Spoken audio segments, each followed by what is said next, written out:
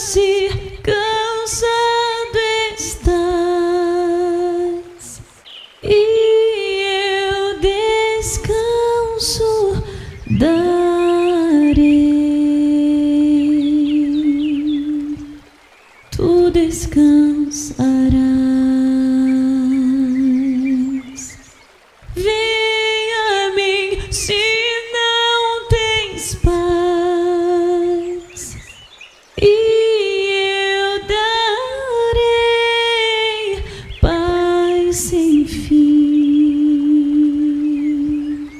Terás paz sem fim. O meu jugo é leve, o meu fardo graça dá.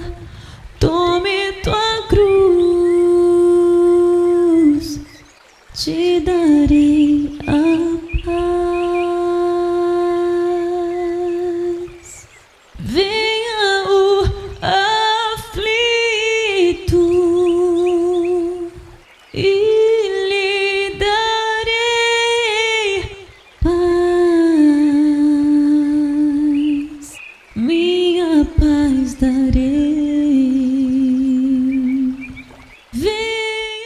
Lucas 18:13 diz assim: mas o publicano, estando em pé de longe, nem ainda queria levantar os olhos ao céu, mas batia no peito, dizendo: ó Deus, sê propício a mim, o pecador.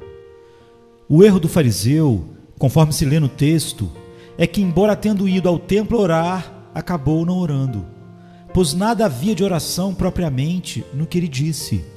Já para o publicano, foi excelente que houvesse subido ao santuário para orar, pois realmente orou.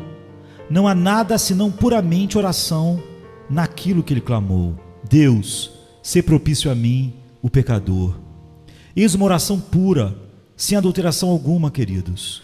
O erro do fariseu ao subir ao templo foi haver esquecido a parte essencial da oração, que é a confissão de pecados. Falou como se não tivesse pecado algum a confessar, somente virtudes a apresentar. Enquanto na devoção do publicano foi uma excelência notável que confessasse seus pecados, que o seu discurso estivesse cheio de confissão, do começo ao fim. Há o reconhecimento total de sua culpa e apelo à graça de um Deus misericordioso. A prece do publicano é admirável por sua plenitude de propósito, e o expositor certamente a chamaria de telegrama sagrado, pois ela é, sem dúvida, tão compacta e condensada, tão direta e livre de palavras superficiais, que é digna de ser assim chamada. Não vejo como ele poderia ter expressado o que sentia de modo tão mais intenso e breve. E no original em grego, as palavras são ainda mais escassas. Oh, se pudéssemos todos aprender a orar assim, com menos palavras e mais conteúdo. Quantas coisas boas estão encerradas nessa curta petição: Deus, misericórdia, pecado, reconciliação, perdão. Fala de assuntos os mais importantes, sem nem ao menos mencionar de passagem qualquer trivialidade. Os assuntos de que trata são de ordem a mais elevada.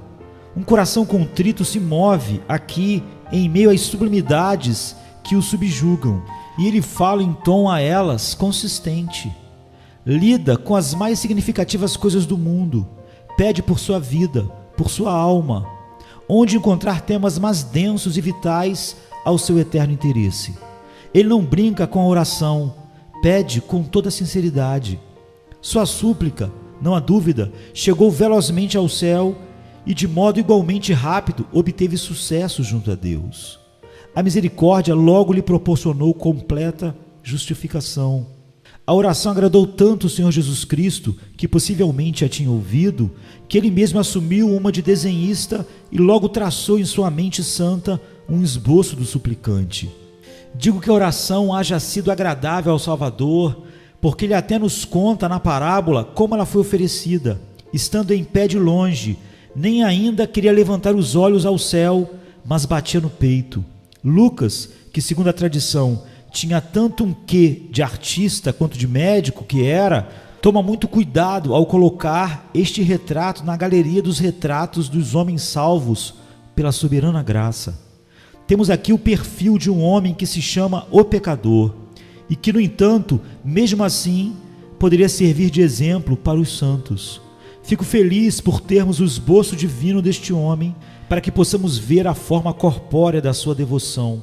Fico ainda mais por sabermos como foi sua oração, para que possamos olhar dentro da própria alma de sua súplica. É desejo do meu coração esta manhã que muitos aqui busquem a misericórdia do Senhor, como fez o publicano, e voltem para casa justificados. Não peço a ninguém que use as mesmas palavras, que ninguém lhes atribua um valor supersticioso, pois de fato essa oração já foi muito usada de modo petulante e tolo e quase considerada uma espécie de fórmula encantada. Na verdade, houve até quem dissesse: podemos viver como bem quisermos e quando estivermos morrendo, temos apenas que pedir: ó Deus, se propício a mim, o pecador, e tudo ficará bem. Esse é um uso perverso e incorreto da verdade do Evangelho. Sim, o que a transforma em uma mentira. Se você assim escolher perverter a graça do Evangelho para a sua própria destruição, seu sangue acabará realmente ornando sua própria cabeça. Talvez nem mesmo reste fôlego para você dizer totalmente a sentença. Mas mesmo que o tenha, talvez as palavras não saiam do seu coração, levando a morrer em seus pecados. Eu lhes peço, não tentem enganar assim a tolerância de Deus. Todavia, se pudermos imitar a atitude do publicano juntamente com o seu coração, se pudermos usar suas palavras com o seu espírito, então deverá haver graciosa aceitação da parte de Deus e sermos justificados. Se este for o caso aqui, hoje será um grande dia para nós, com os anjos se regozijando pelos pecadores reconciliados com Deus, conhecendo em suas almas as infinitas misericórdias do Senhor.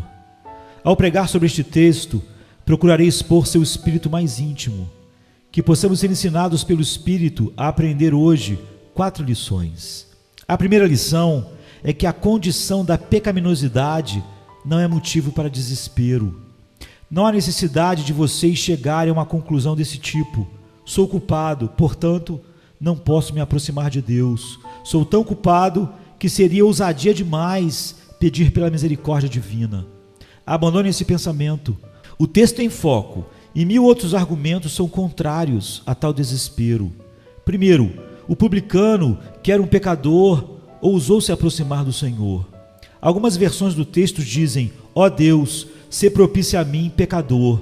Mas uma visão mais acurada é a das versões que dizem: o pecador. Nesse caso, enfatiza o publicano ser ele o próprio pecador, o pecador. O fariseu era o santo da época em Israel, e esse publicano que estava de pé e longe do local de adoração era o pecador. Se houvesse apenas um pecador no mundo, este seria justamente ele. E em um mundo cheio de pecadores, ele era, e assim se julgava, o mais proeminente, o pecador dos pecadores. Ele toma a si a culpa de o ser com muita ênfase. Assume a maior posição de toda a condenação, clamando: ó Deus, se propício a mim, o pecador. Se você se reconhece como pecador, bem pode suplicar a Deus normalmente o perdão. Todavia, se lamentar ser não apenas um pecador, mas o pecador, com artigo definido, o pecador acima de todos os outros pecadores, então você terá de necessariamente confiar e alimentar a maior esperança na infinita misericórdia do Senhor. Na verdade, o pior, o mais profano, o mais horrível dos pecadores pode perfeitamente se aventurar, como fez este homem, e se aproximar do Deus de misericórdia. Sei que parece, e é fato, uma ação das mais ousadas. É um ato, portanto, que deverá ser realizado essencialmente mediante a fé. A não ser pelo caminho da fé na misericórdia de Deus, você, que é o pecador, não poderá ousar se aproximar do Senhor. Caso contrário, estará sujeito a ser categoricamente acusado de presunção. No entanto, se mantiver de olho na misericórdia, você poderá confiar cegamente na ação divina. Creia na grande misericórdia de Deus e verá que, por mais abundante que sejam os seus pecados, o Senhor é mais abundante ainda em perdoar. Por mais que hajam os pecados manchados do seu caráter, o Senhor irá, com toda certeza, a todos remover. Por mais vermelhos que sejam como escarlata, o precioso sangue de Jesus há de tornar sua alma mais alva do que a neve. A parábola do fariseu e do publicano visa a oferecer um exemplo encorajador a todos nós. Se esse homem, que era e se considerava o pecador, encontrou perdão em Deus, quanto mais o encontraremos nós, se o buscarmos de todo o coração. Se o maior dos pecadores pôde obter tanto sucesso, por que não alcançaremos nós? Venham então, experimentem por si mesmos e vejam se o Senhor não irá provar a cada um e a todos que a sua misericórdia dura para sempre. Por outro lado, tenham em mente que vocês hão de encontrar encorajamento não apenas a olhar para o pecador que busca a Deus, mas também no Deus a quem ele buscou. A imensa, desmedida misericórdia no coração de Deus. Quantas vezes esses versos não têm soado como um coro de anjos em nossos ouvidos nos templos? Pois sua misericórdia se manterá, sempre fiel, e ele nos a garantirá. A misericórdia é um atributo especialmente glorioso do Deus vivo. É ele o Senhor compassivo e misericordioso, tardio em irar-se e grande em benignidade, como está em Êxodo 34, verso 6. Não vê que isso os deveria animar? Pecadores necessitam muito de misericórdia. E como poderia o Senhor demonstrar sua misericórdia, senão para os culpados, para os grandes culpados? A bondade de Deus é para todas as criaturas, mas a sua misericórdia é para os pecadores. Para com as criaturas, que não o ser humano, há amor, mas não misericórdia. A misericórdia passa a ser exercida depois que a lei é quebrada, não antes. Entre os atributos divinos, é a misericórdia o que representa o último alcance, e é, por assim dizer, o Benjamim, o mais querido atributo de Deus. Ele se deleita na misericórdia. Apenas para com o pecador, enfim, pode Deus ser misericordioso. Ouviu bem, pecador? Esteja pronto a se agarrar a esse pensamento. Se há infinita misericórdia no coração de Deus, e ela só pode se aplicar aos culpados, então você é a pessoa certa, que a pode receber, pois você certamente é culpado. Venha, pois, e deixe que a misericórdia de Deus o envolva hoje, que cubra toda a sua vergonha. O fato de Deus se deleitar com a misericórdia é a prova do que antes afirmamos, que o pecado não é motivo para desespero. Tem mais, o conceito de salvação em Cristo traz em si esperança para os pecadores. Esta salvação que pregamos a você continuamente representa a boa notícia para os culpados. A salvação ser pela graça significa que os homens, sendo culpados, não têm como se salvar pelos seus próprios méritos, nem merecê-la. A salvação não significa de modo algum a recompensa do justo, mas sim a purificação do injusto. É destinada a nós, os perdidos, arruinados, incapazes, imperfeitos, escravizados pelo pecado. As bênçãos trazidas pela misericórdia que perdoa e pela graça que purifica destinam-se a ser aplicadas aos culpados e impuros. Não necessitam de médicos os sãos. O médico tem que ter seu olhar voltado para os doentes. A cura é para os enfermos, a esmola para os pobres, o pão para os famintos, o perdão para os culpados. Ó, você que é culpado, é a você que a misericórdia busca. Era você que estava na mente de Deus quando Ele enviou seu Filho ao mundo para salvar os pecadores. Da primeira à derradeira ideia da redenção, o olhar do grande Deus pairou sempre sobre os culpados, não sobre aqueles que acaso merecem algo. O próprio nome de Jesus diz que Ele veio para salvar as pessoas dos seus pecados. Me deixe lembrar também que, por ser grande a salvação de Deus, ela foi naturalmente planejada para alcançar os grandes pecados. Ó irmãos, teria Cristo derramado tanto sangue do seu coração tão somente por pecados vãos e corriqueiros, que até suas próprias lágrimas poderiam por si só remover, se isso fosse possível? Acham que Deus iria sacrificar seu Filho amado por meras trivialidades? Se qualquer pecado fosse um assunto simples, sem maior importância, um pequeno sacrifício certamente já seria suficiente. Acham que a expiação divina teve como alvo apenas as pequenas ofensas? Acham que Jesus iria então morrer só por pequenos pecados e deixaria os grandes sem solução? Não. O Senhor Deus mediu a grandeza de nossos pecados e constatou serem elevados como o céu, profundos como o inferno, largos como o infinito. E então nos deu, por isso, tão grande Salvador. Nos deu o seu Filho unigênito, ofertou um sacrifício infinito, uma expiação imensurável, com espasmos, angústias e dores mortais que jamais poderão ser inteiramente descritos. O Senhor Jesus Cristo derramou sua alma em sofrimentos que antes desconhecia, para que pudesse outorgar a grande salvação aos maiores pecadores. Vejam Jesus na cruz e aprendam como toda forma de pecado e blasfêmia foi perdoada aos homens. O fato da salvação, da grande salvação em si, já deve fazer fugir a própria noção de desespero de cada coração que a conheça. A salvação sim é para você, para mim, que somos perdidos. A grande salvação sim é para o maior dos pecadores. Ouçam-me hoje. É a palavra de amor de Deus que soa como um sino de prata. Meus queridos ouvintes, choro por vocês e ao mesmo tempo sinto vontade de cantar, pois sou enviado a proclamar a salvação do Senhor mesmo aos piores entre vocês. O Evangelho é especialmente, definitivamente e distintamente endereçado aos pecadores. Ouçam, fiel é esta palavra e digna de toda aceitação, que Cristo Jesus veio ao mundo para salvar os pecadores, dos quais eu sou o principal. 1 Timóteo 1,15.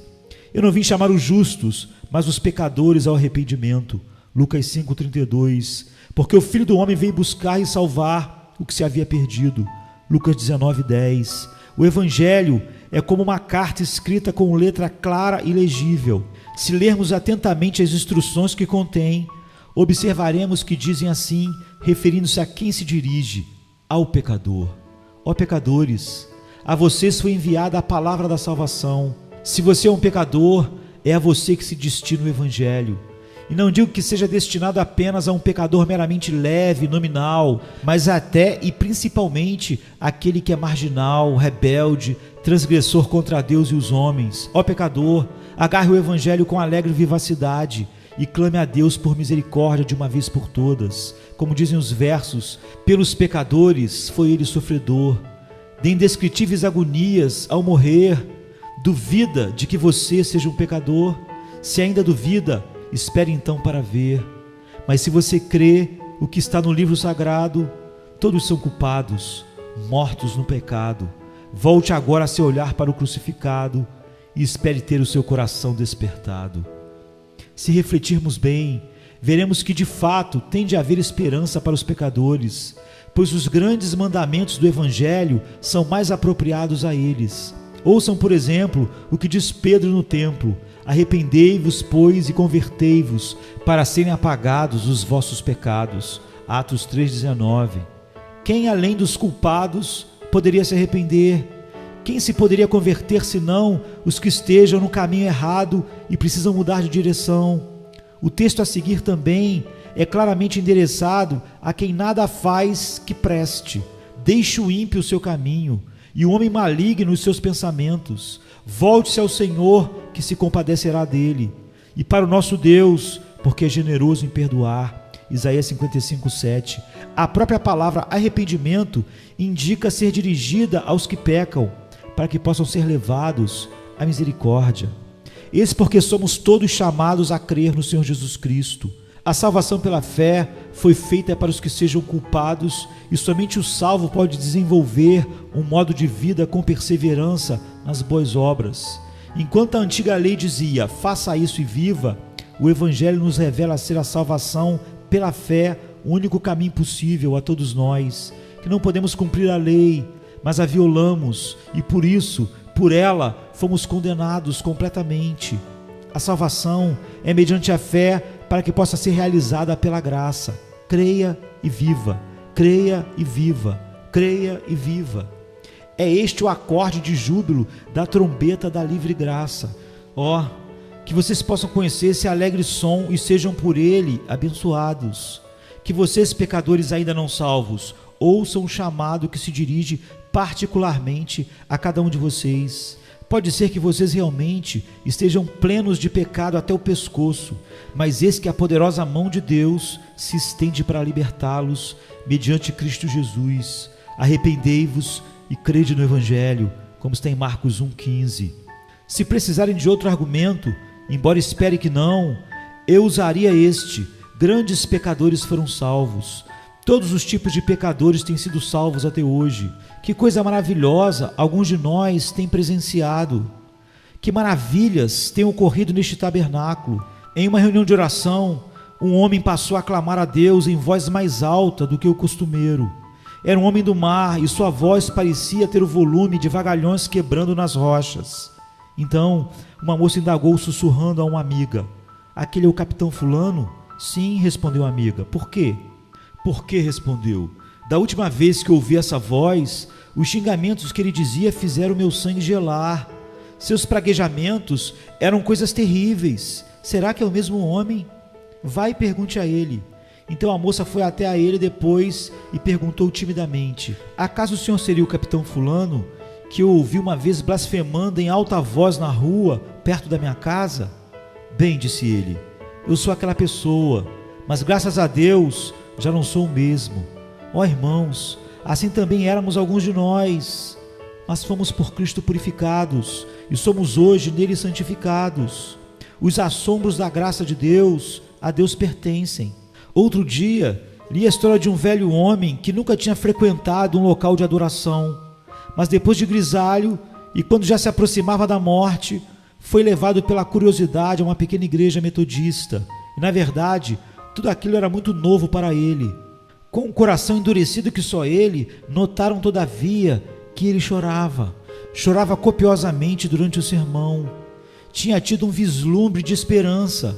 Constatara haver misericórdia até mesmo para ele. Passou então a preocupar-se com a vida eterna. Grande foi a surpresa quando foi visto novamente naquela igreja. E maior ainda quando numa noite de segunda-feira compareceu à reunião de oração, sim, e orou na reunião, prostrando-se e louvando a Deus em voz alta por haver encontrado misericórdia. Onde quer que Cristo seja pregado, o mais perverso homem acaba aos pés do Salvador, sentado, vestido e em perfeito juízo. Porque o mesmo não aconteceria com vocês. Temos assim mais provas cabais de que o fato de estar em pecado não é motivo para desespero. Passo agora a minha segunda observação. Não é o sentido que se tem do pecado que confere direito à misericórdia. Vocês talvez se perguntem por que eu menciono esta verdade autoevidente, mas tenho de mencioná-la, já que tem sido causa de muito erro, de um erro comum que leva a grandes enganos. O tal publicano tinha muita consciência do seu pecado, tanto assim que chama a si mesmo de o pecador, mas não atribui ao sentido que possua ou não do seu pecado o motivo pelo qual deveria buscar misericórdia.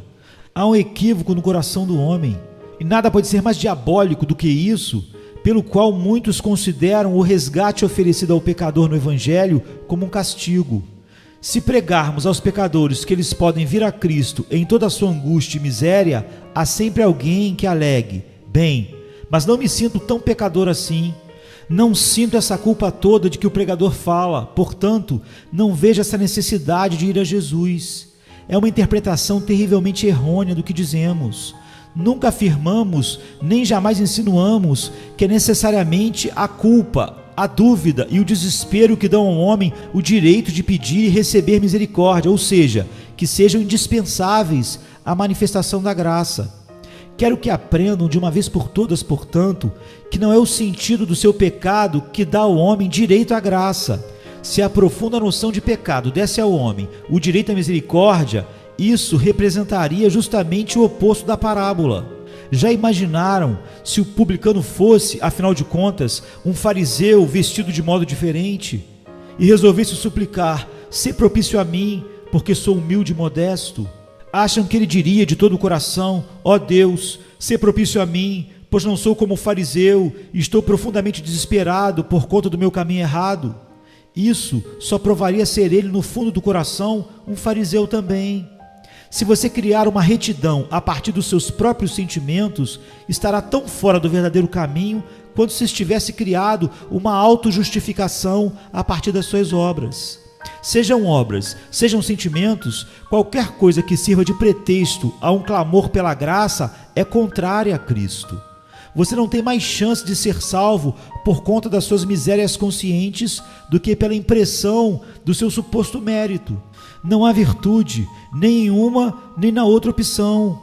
Se você criar um Salvador a partir das suas condenações, estará tão perdido quanto se imaginasse ter um Salvador a partir, digamos, de cerimoniais.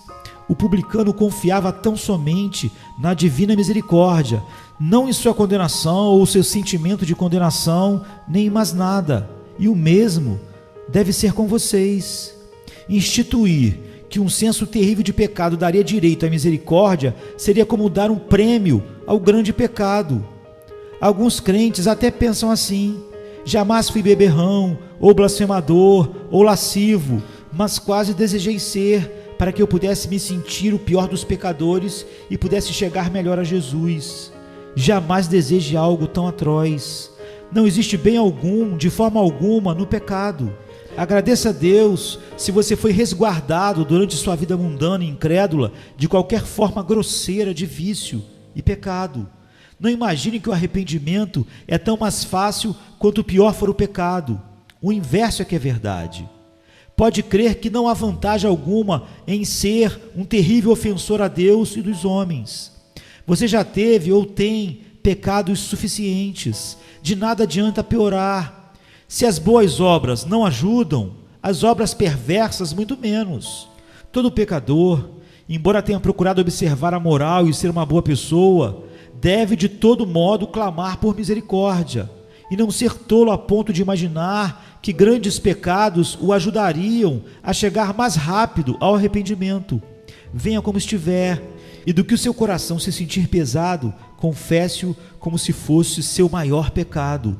Uma noção mais densa do pecado não irá melhor capacitá-lo à misericórdia de Deus. Não se podem conquistar títulos de misericórdia além dos que a misericórdia já provê soberanamente.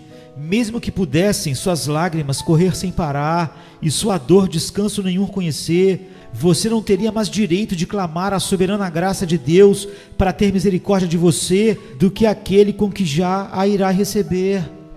Tenham ainda em mente, caros amigos, que se pregasse aos pecadores a necessidade de possuir determinado sentido do seu pecado e certa medida da sua culpa, tal argumentação desviaria o pecador de Deus e de Cristo para si mesmo. O homem se perguntaria: será que tenho o coração partido? Sinto mesmo o fardo do pecado? Esta é uma forma de olhar para si mesmo, e os homens não o precisam fazer para ter motivo para buscar a graça de Deus. O remédio não está na própria doença, mas sim na mão do médico. Não é a noção do pecado que nos dá direito à súplica, mas sim o dom do nosso bendito e exaltado Salvador de nos dar o arrependimento e com ele a remissão de pecados. Rejeitem qualquer ensinamento que os faça olhar para si próprios em busca de ajuda e agarrem-se fortemente à sã doutrina que os leve a olhar tão somente para Cristo. Quer vocês saibam ou não, tenham maior consciência disso ou não, são pecadores perdidos, arruinados, que se não salvos, serviriam apenas para serem jogados no fogo do inferno para sempre. Confesse, pois, esse seu pecado já bastante lamentável, e não esperem que mais elucubrações necessitem ser feitas acerca de suas próprias misérias para poderem almejar e pedir a divina misericórdia. Olhem para Jesus, para Ele apenas. Se acreditássemos que a noção do pecado é que daria direito de clamar a Deus, estaríamos baseando a salvação em outros termos que não somente pela graça mediante a fé. E esses termos seriam falsos. O princípio que rege a salvação é: porque Deus amou o mundo de tal maneira que deu o seu Filho unigênito para que todo aquele que nele crê não pereça, mas tenha vida eterna. João 3,16. A fé simples no Senhor Jesus Cristo é o caminho da salvação. Enquanto pensar: devo ser salvo porque estou profundamente convencido do meu pecado e até desesperado com ele, não está de acordo com o que diz o Evangelho e é vangloriar-se de ter um coração indigno. Se é terrível se vangloriar de ter um coração digno como fariseu, imagine se vangloriar de ter um coração indigno, como se isso fosse fazer você merecer a misericórdia de Deus. O ensino do Evangelho consiste em crer em Cristo Jesus, que você se esqueça de si mesmo e dependa apenas dele. Você pode alegar, mas não me sinto tão culpado como devia. Na verdade, você é culpado, quer sinta ou não, e até certamente muito mais culpado do que faz ideia ou do que sentirá um dia. Venha a Cristo porque você é culpado. Você é culpado, não porque você sinta ou não sinta isso ou aquilo. Não há necessidade alguma de vir a Ele olhando para a sua culpa. Olhe somente para Ele. Não confie, enfim, em nada que venha de você, nem na noção que se ache necessitado. Alguém pode ter consciência de que está doente, e muito, mas isso não o leva a conseguir a cura. O espelho da condenação revela, sim, as manchas que estão em você, mas nem por isso você as consegue remover. Tampouco você jamais conseguirá encher suas mãos de dinheiro colocando-as em seu bolso vazio e sentindo o quão vazio ele está. Sábio, sim, será estendê-las e receber o ouro que seu grande amigo lhe dá graciosamente e da maneira mais graciosa possível. Ó Deus, sê propício a mim, ó pecador. É o modo correto de clamar por misericórdia e não, ó Deus, sê propício a mim, porque sinto demais os meus pecados e tenho muitos lamentos no meu coração. Você é o pecador. Então vá a Ele e clame, ó Deus, sê propício a mim, o pecador. Minha terceira observação é esta: a consciência do pecado guia os homens a agirem corretamente. Quando o homem aprende com o Espírito Santo que é um pecador, então, por motivação da sua nova vida, passa a fazer as coisas certas do jeito certo. O publicano provavelmente não frequentava muito o templo, nem havia aprendido o modo ortodoxo de ali se comportar. É mais fácil aprender o modo como se costuma proceder por aí hoje em dia nos templos. Tire o chapéu, segure em frente ao seu rosto e leia o nome do fabricante e o endereço na orelha interior. Então se sente e no momento apropriado, curve-se e cubra os olhos, ajoelhe-se ou fique de pé quando o restante da congregação o fizer. As pessoas seguem esse ritual como se fossem controladas por algum maquinário. Todavia, não oram quando deveriam, nem se inclinam propriamente para o Senhor quando a adoração está sendo oferecida. O publicano não fazia parte da membresia frequente, não seguia os padrões de comportamento, tinha suas próprias atitudes. Primeiro, em vez de chegar à frente, ele se manteve afastado. Não ousava, certamente, chegar ao mesmo lugar em que se encontrava uma pessoa considerada mais respeitável que ele, o fariseu, pois não se sentia digno de fazê-lo. Deixava espaço, assim, entre ele e Deus, um espaço para um mediador, um advogado, um intercessor seu se colocar entre ele e o trono do Altíssimo. Os homens sábios se mantêm humildemente afastados desse modo, pois em contraste, assim se consegue chegar mais próximo à pessoa de Jesus. Além do mais, o publicano, conforme narrado, nem levantava os olhos para o céu. Parece natural para nós levantar até mesmo as mãos quando em oração, mas ele não o fazia nem com os seus olhos. Levantar os olhos é apropriado, não é? Mas para o pecador, mais adequado parecia não levantá-los. Seus olhos baixos significavam, na verdade, muita coisa. Nosso Senhor não nos diz que ele não poderia erguer os olhos, mas o publicano não desejava. Tanto ele podia olhar para cima, que assim o fez com o espírito ao clamar, ó Deus, sê propício a mim, o pecador. Mas não o desejava, porque lhe parecia certamente indecoroso para olhos como o dele, o pecador, olhar para o céu onde habita o santo Deus. O penitente também batia em seu peito. O original não diz que ele bateu em seu peito apenas uma vez, mas que ele batia continuamente.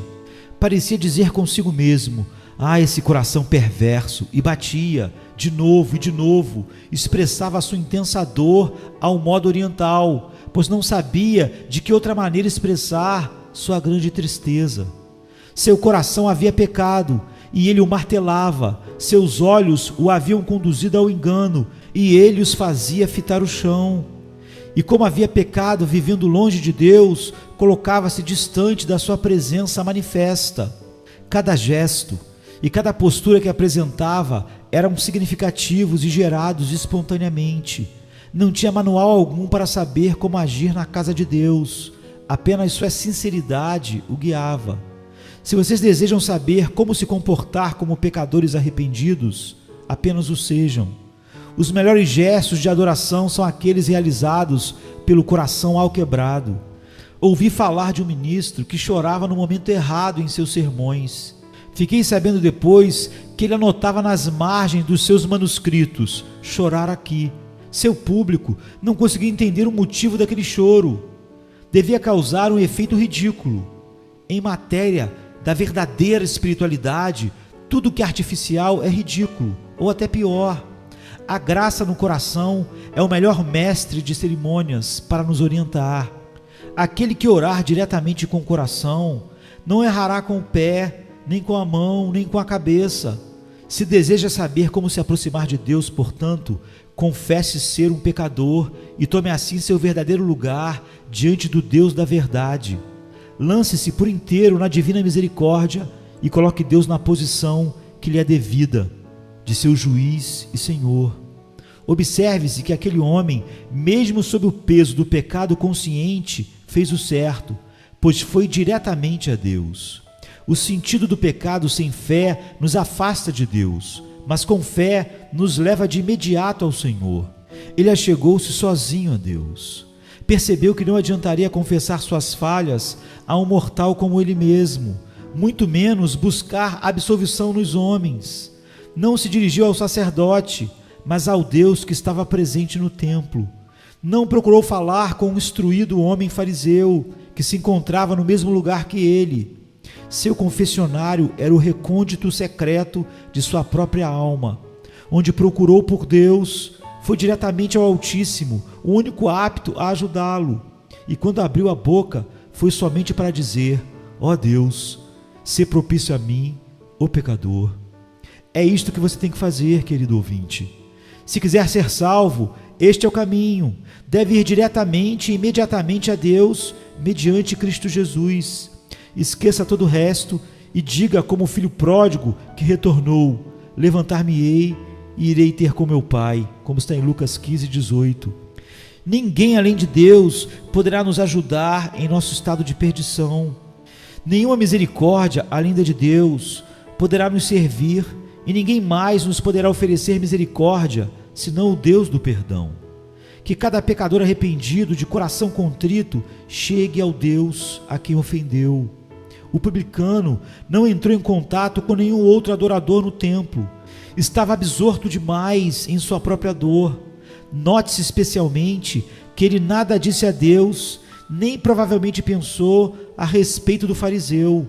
Não apontou nem denunciou o orgulho, nem a hipocrisia e a dureza do coração do homem religioso, quem, pelo contrário, tão ofensivamente o desprezou. Não devolveu o desprezo com mais desprezo, como geralmente tendemos fazer. Não, clamou por misericórdia ao Senhor apenas e com sinceridade de coração, somente isso. Quando é que você fará o mesmo, meu ouvinte? Quando deixará de censurar os outros, guardando sua severidade para si próprio, suas observações críticas para sua própria conduta? O publicano fez a Deus uma confissão plena de seus pecados. Ó Deus, sê propício a mim, o pecador. Lucas 18:13. Seus olhos e mãos se juntaram a seus lábios para exprimir sua iniquidade. Sua prece estava regada de orvalho do arrependimento. Mostrou seu coração diante de Deus de maneira mais livre e simples possível. Sua oração provinha da mesma fonte que a do filho pródigo, quando disse: pequei, e da de Davi, quando clamou: contra ti somente pequei e fiz o que era mal aos teus olhos, como está no Salmo 51:4. Esta é a melhor oração, a que pode surgir do coração mais humilde. Ele apelou à misericórdia apenas. Isso foi sábio. Veja como foi bem guiado. Por que teria ele de buscar justiça, já que esta apenas o condenaria e destruiria? Como espada desnuda que ameaça penetrar no coração, por que alguém procuraria justiça? A justiça condena a todos nós eternamente.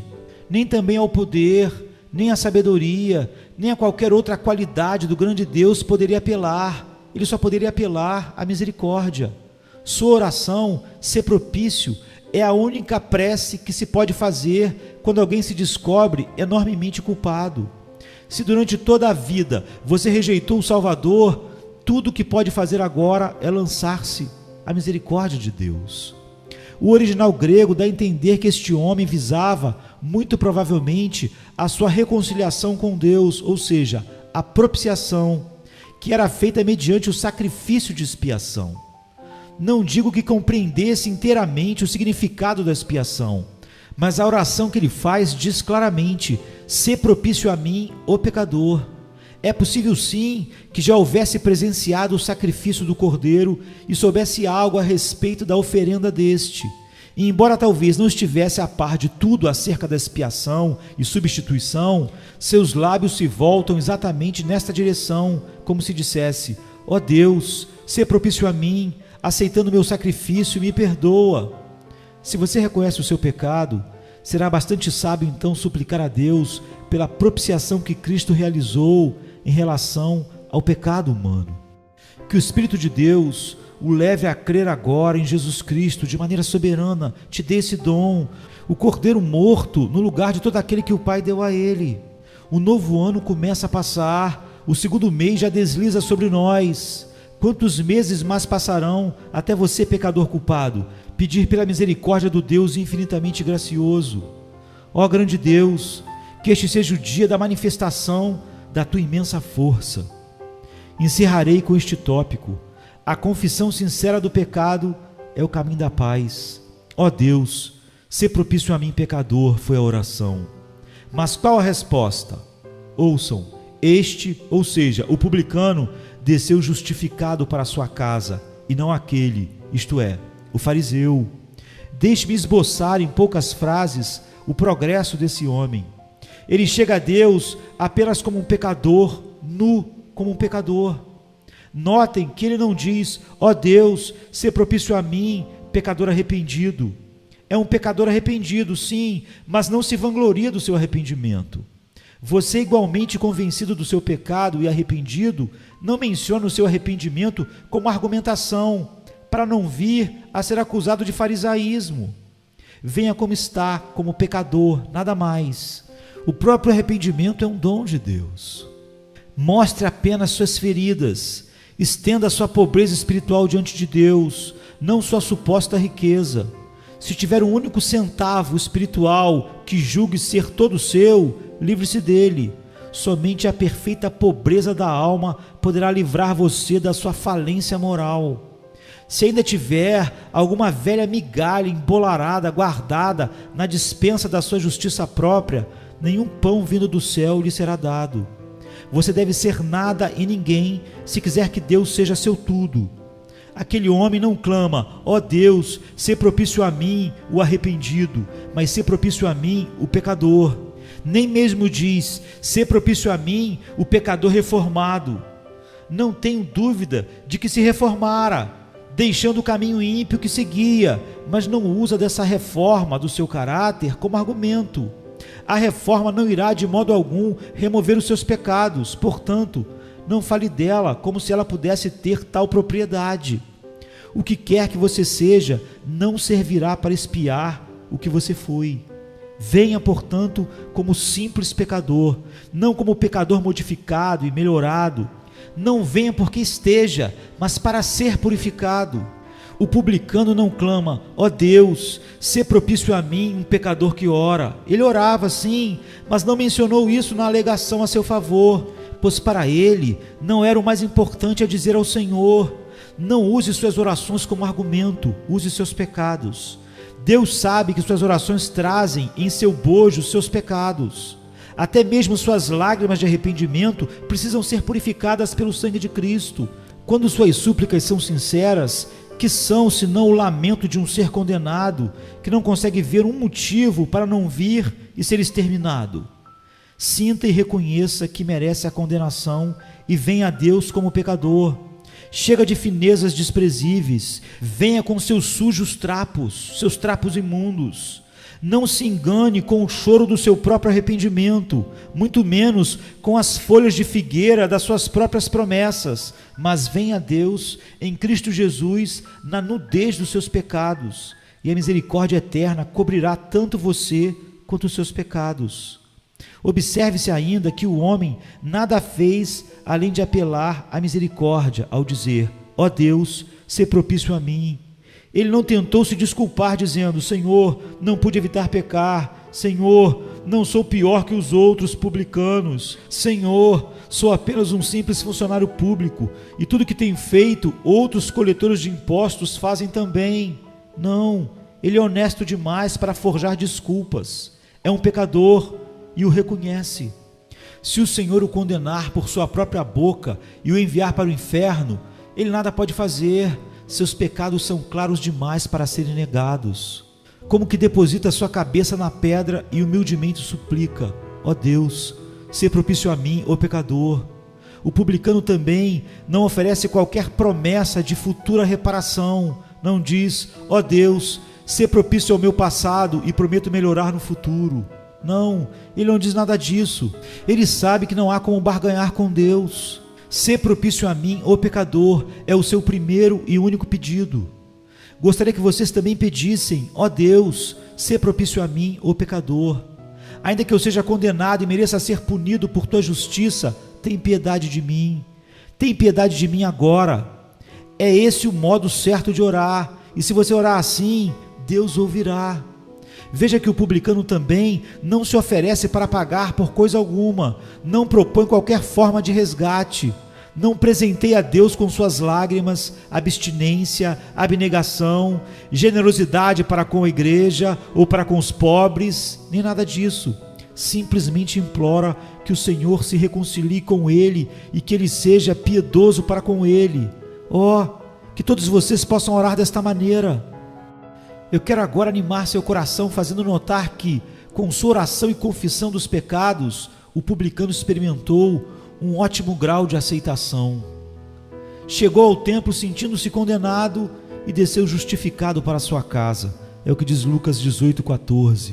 Uma mudança completa, uma mudança súbita e radical, uma mudança feliz foi nele realizada. Seu coração pesados e olhos cabisbaixos foram trocados por um coração alegre e olhar esperançoso. Entrou no templo tremendo e saiu de lá se regozijando. Tenho certeza de que sua esposa notou a diferença. O que teria acontecido a ele? Seus filhos também notaram. O pobre pai costumava antes se sentar sozinho e chorar. De repente, tornou-se inteiramente feliz. Passou até a cantar os salmos encontrados na parte final do livro sagrado. A mudança podia ser bastante observada. Agora, ele sempre lembrava: meus filhos, temos de agradecer a Deus antes de iniciarmos a refeição. Eles se reuniam sempre em torno da face feliz do pai, enquanto orava, louvava e bendizendo a Deus, o Deus de Israel. E como os amigos comentava: irmãos, agora tem consolo em Deus. Ele teve misericórdia de mim. Fui ao templo sentindo-me culpado, mas saí de lá justificado. Meus pecados me foram todos perdoados. Deus aceitou reconciliar-se comigo. Quanta verdade fluía do seu testemunho. E era uma mudança muito súbita, criada em um instante. O processo do despertar espiritual não toma longas horas, mas somente um único instante. Longos são os processos que conduzem a essa mudança e os que surgem depois dela na santificação. Mas o surgir da nova vida é instantâneo. Não se pode apontar o exato instante da conversão nos diferentes processos, mas é tão rápido quanto a passagem da vida para a morte. Há apenas um momento em que o homem está morto, separado do momento em que está vivo. Não há propriamente um estado intermediário entre estar vivo e morto. É impossível, assim, precisar quando a mudança ocorre. Se você for, digamos, para a cidade do Cabo, na África, poderá cruzar a linha do Equador em pleno mar na calada da noite, sem perceber, mas ainda assim você a terá cruzado. Já houve alguns tolos que pensavam que veria alguma linha azul por sobre as ondas ao passar pelo Equador. A linha, na verdade, fisicamente não existe, apesar de estar verdadeiramente ali, em seu lugar. O Equador é imaginário e, todavia, tão real quanto se pudéssemos ter um cinturão ao redor do globo, dividindo em 2 hemisférios, norte e sul. Caros amigos, quero convocá-los a cruzar a real linha da salvação hoje. Que possam sair desta casa hoje dizendo: glória, glória, aleluia, Deus teve piedade de mim.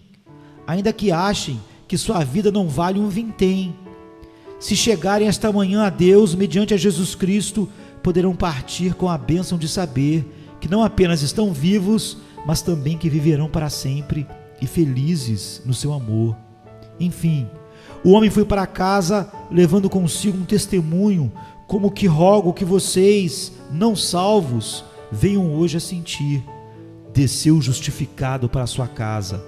Mas vocês poderão indagar: como é que posso saber que fui justificado ou que serei justificado?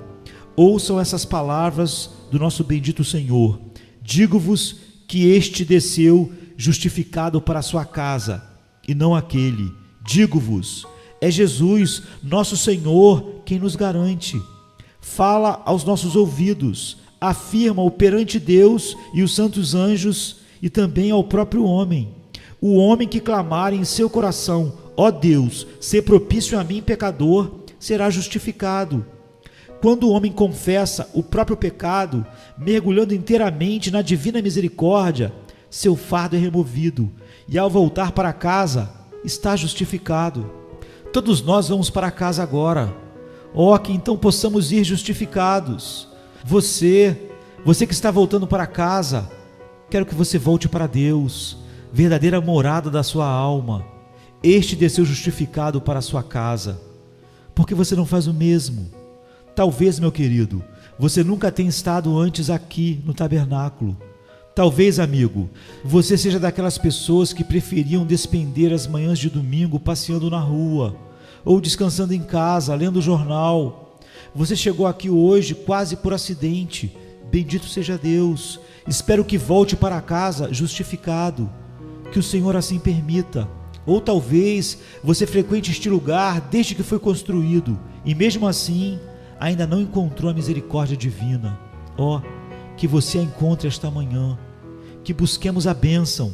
Venha comigo para Jesus. Indicarei o caminho. Rogo que repita comigo esta manhã: ó Deus, sê propício a mim, o pecador. Descanse na amorosa reconciliação com Deus. Confie no sangue purificador de Jesus Cristo. Lance-se por inteiro no amado Salvador, no amor do Salvador, e você irá para casa justificado.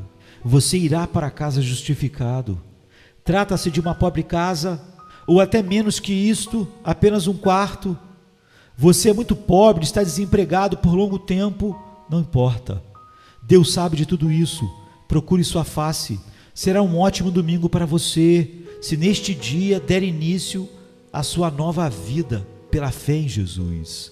Você terá alegria, paz e felicidade se buscar a misericórdia do grande Pai.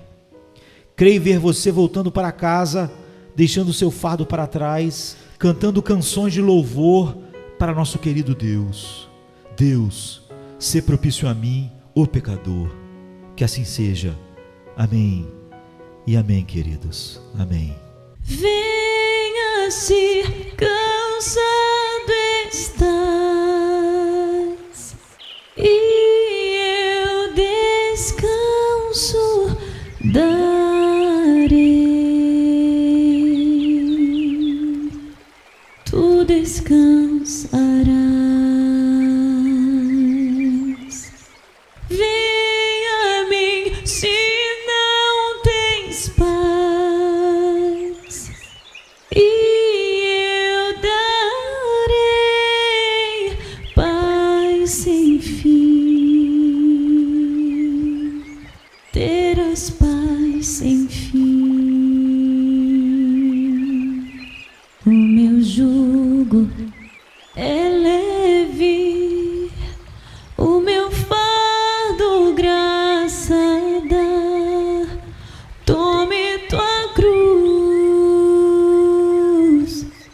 te dá